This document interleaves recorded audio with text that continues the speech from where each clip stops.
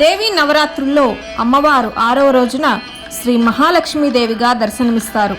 దేవతలు రాక్షసులు క్షీరసాగరాన్ని మదిస్తూ ఉంటే ఎన్నో దివ్య సంపదలు ఉద్భవించాయి. వాటిలో లక్ష్మీదేవి ఒకరు.